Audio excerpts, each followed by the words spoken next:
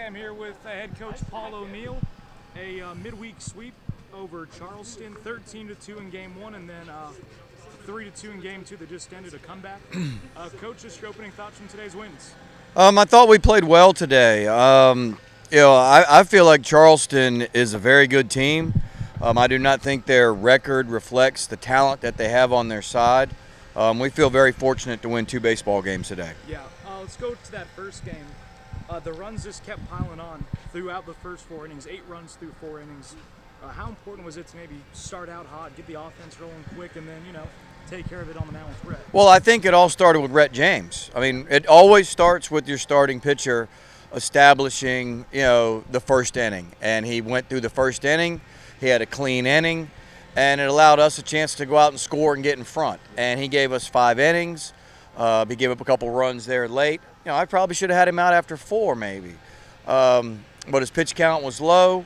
He did a great job. He set the tone for us. We scored 2, 2, and 2 and got to 8. We gave up 1. We had a crooked number late where I think we scored 4 runs late and kind of put the game away. And that was the ball game. Couple home runs too in that first game. Jake Bradley had a solo homer, then Landon Lucas had that 3-run homer in the 6th. We've talked about it hitting was going to be a little different this year, but how important was it to see these guys come up with some big hits and also with some home runs? Well, I think, Alex, the big thing was we got the leadoff man on. Yeah. And we had the lead, every time we got the leadoff man on, we figured out a way of getting him in. And that was crucial. All those frames where we scored, the leadoff man got on base. And that's what we need to do. We've got to be able to figure out how to get the leadoff man on base, get him to second, and try to get a hit to get him in. I mean, that's going to have to be our style if we want to be successful this year. And like I told them yesterday at practice, with that kind of style, we will start hitting more home runs if we're not trying to hit a home run.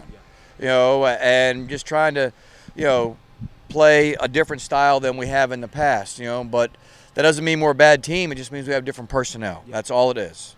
And then in that second game, a 3-2 in 7 innings, 3-2 victory in 7 innings. Another come-from-behind victory. You guys have done that a couple times this year. But, again, let's talk about how the team's able to come back and pressure moments like that obviously got the go-ahead run to drop in. Well, in the 6th.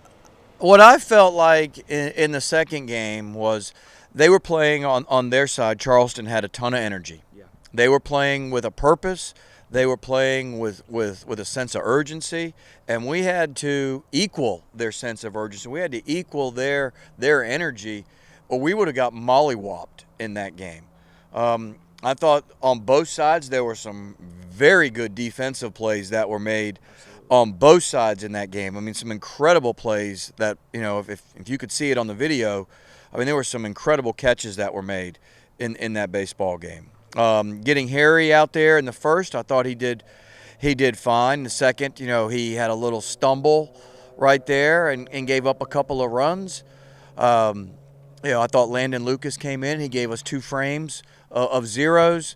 Rhett Burley's one of our top arms. We brought him in. He was a little tired. That's probably on me, trying to milk out 3 outs with him. He was tired, so he was trying to create velocity with his body. And so a lot of balls were up and out of the strike zone. Seth Willis comes in, and does a good job. Ramses Cordova makes a great play on that line drive as far as catching it and getting it to second base all in one motion. That was extremely high baseball IQ right there on his part. And then he gets the big hit for us, that knocks in the 2 runs, that tied the game for us right there. So that's, he had a great game, for us. And then obviously, Seth Willis does what Seth Willis does. He throws a lot of strikes. He gives you a 3-pitch mix. We manufactured a way of getting guys on base, and then Donnie hits a fly ball, to left field. Their kid made a heck of a catch on it in left field. Allows us to score 1, and then their right fielder made an even better catch going back to the wall. That Luis hit. That kept the game at a 1-run, at a 1-score game. But like I said in the beginning, we feel fortunate to win both games against these guys. I got a lot of respect for them. I thought they played the game hard. I thought they played the game the right way. They're well coached. And that's nice to see in today's society, to be able to play somebody, win or lose, that plays the game the right way. Absolutely. Then this weekend, King. We have King coming up. We're in last place, right now in Conference Carolinas. We need to have a good showing this weekend. We need to play well.